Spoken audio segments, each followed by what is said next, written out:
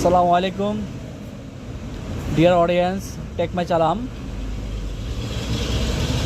আজকে আপনাদেরকে নিয়ে একটা কথা বলবো, সেটা হচ্ছে যারা ঘর তৈরি করবেন তাদের যে ওয়াশরুমে কাজ আসে, তখন আপনাদের পাইপ ফিটিংসের কিছু মালের প্রয়োজন হয়।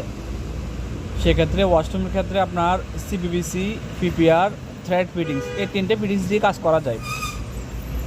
তো আপনি কেন থ্রেড না করে পিপিআর করবেন, পিপিআর না করে সিপিভিসি করবেন? এই যে তিনটে ভার্সন, কাজ কিন্তু একই তিনটা। আমি দেখছি আপনার ঠান্ডা পানি গরম পানি লাইনের জন্য আপনার থ্রেড ফিটিং দিয়ে হয়ে যায়, কোনো প্রবলেম হয় না। আপনার এক্ষেত্রে যদি আপনার কাছে প্রবলেম মনে হয়, আপনি চাইলে আপনার কাছে যদি অ্যাভেলেবেল টাকা থাকে, আপনি পুরোটা সিপিভিসি লাইন করতে পারেন। পিপিআর লাইন কেন করবেন না আমি এটা পরে বলতেছি।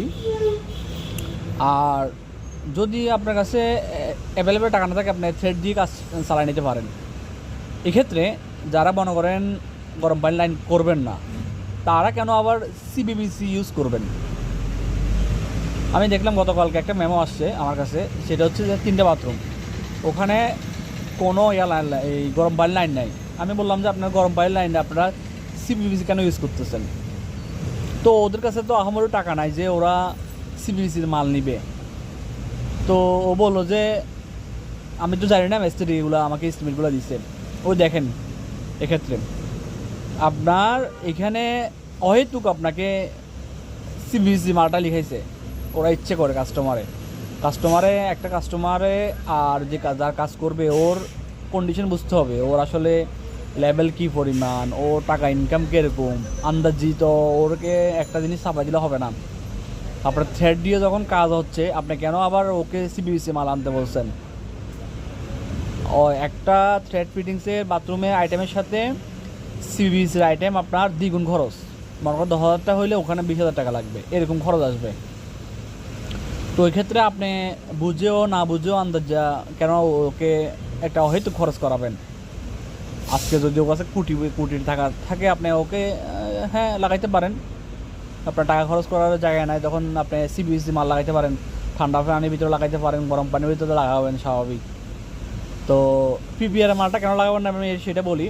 পিপিআরের ফিটিংসগুলো আপনার মনে করেন এটা 3-4 আছে, ওই যে জয়েন্টগুলো যখন দেওয়া হয়, তখন ওখানে ওই যে জয়েনের কারণে ওইটা আদা হয়ে যায়, তখন ওইটা ওই যে যাদের পানির ভিতরে আয়রন বা ময়লা ইউজ করতে করতে পর এক সময় জ্যাম হয়ে যায়।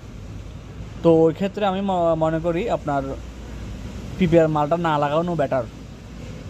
আপনার থ্রেড ফিটিং লাগালে একটা কষ্ট কম, কি জানেন, এটা ফ্যাসটা আছে তো ঘুরে ঘুরে খোলানো যায়। আর সিপিভিসি মালটা যখন আপনি লাগাবেন, তখন ওইটা গাম দিয়ে লাগানো হয়, তো এই ফিটিংটা একবারেই নষ্ট হয়ে যায়, একবারেই। মানে আপনার গাম দিয়ে লাগা ফেলছেন, ভুল হলে এটা কাটে ফেলে দিতে হবে।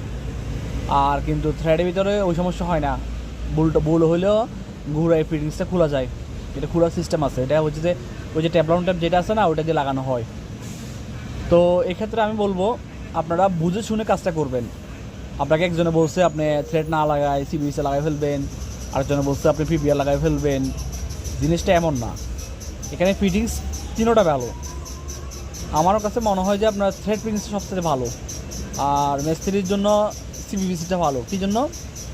ওটা হচ্ছে আপনার কোনো কাজ নাই, আপনার কাটি শুধু লাগাবে।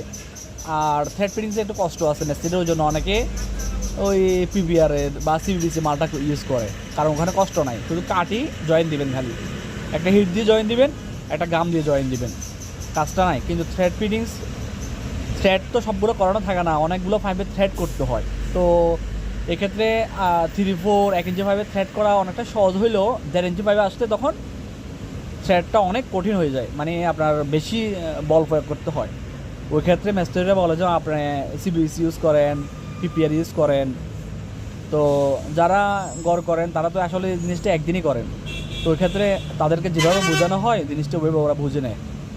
তো আমি বলবো আপনারা সব সময় জিনিসগুলা নিজ থেকে বোঝার জন্য, আসলে কোনটা ভালো কোনটা খারাপ, কোনটা লাগাইলে বেনিফিট কী হবে, না লাগালে এটার ক্ষতি কী হবে, জিনিসটা আপনারা নিজেরা বুঝবেন আগে। আপনার ঢালাওভাবে একটা মিস্ত্রির উপর ডিপেন্ড করলে আপনার ঘরে অনেক সমস্যা হবে। এই সমস্যাটা আপনি ভোগ করবেন, মিস্ত্রি ভোগ করবে না, মিস্ত্রি লাগা দিয়ে চলে যাবে। তো এক্ষেত্রে আপনি ভেরি কেয়ারফুল, সব কিছু আপনি ঠিকভাবে লাগাবেন। সবাইকে ধন্যবাদ।